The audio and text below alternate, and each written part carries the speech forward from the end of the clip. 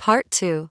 The Price of Love. One day, she looked at me, eyes red, and said, "I'm pregnant." In that moment, my life took a completely different turn.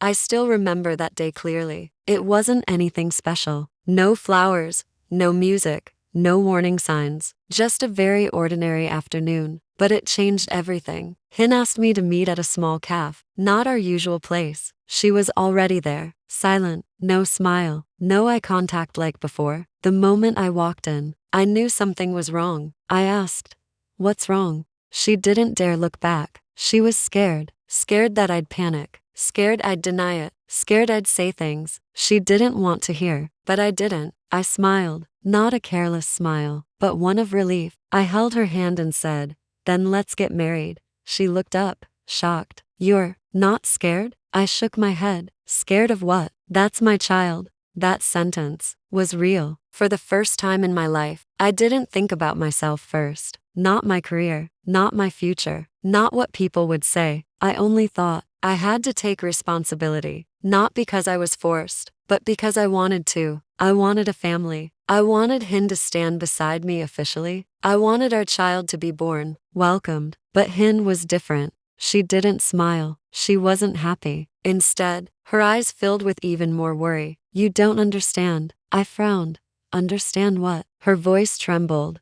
"My parents live in the countryside. They're very traditional. If they find out their unmarried daughter is pregnant." She didn't finish the sentence, but I understood. In the countryside, that's not just an accident. It's shame. It's something that makes the whole family bow their heads. I squeezed her hand tighter. "Then we'll get married quickly. I'll talk to my parents. Then bring them to your house to propose. I won't let you face this alone." She looked at me. That look, full of hope, but also doubt. "Are you sure?" I nodded. "I am."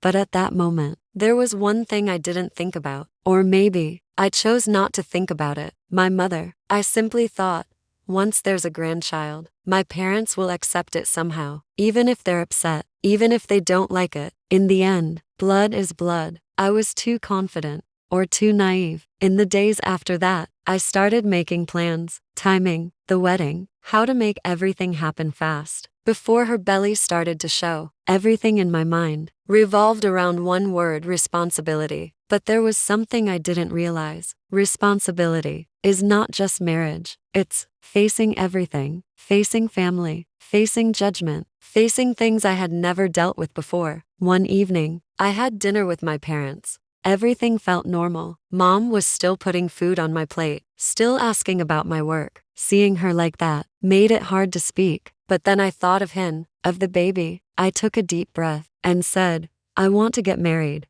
My mom paused. "To whom?" "Hin, my girlfriend." She didn't say anything, just looked at me, a strange look. "What does she do?" "She works at a supermarket." That look was no longer a gentle mother's. It was someone who felt deeply offended. "Say that again." I swallowed. "She's pregnant."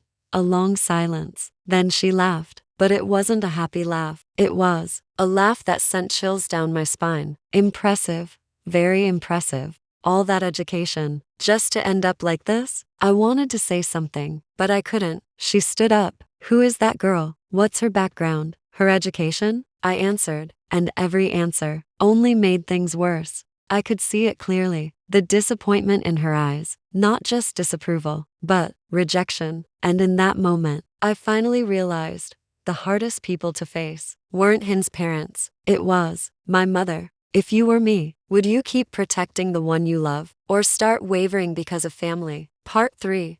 When my mother said one sentence, that made me realize this love would never be easy.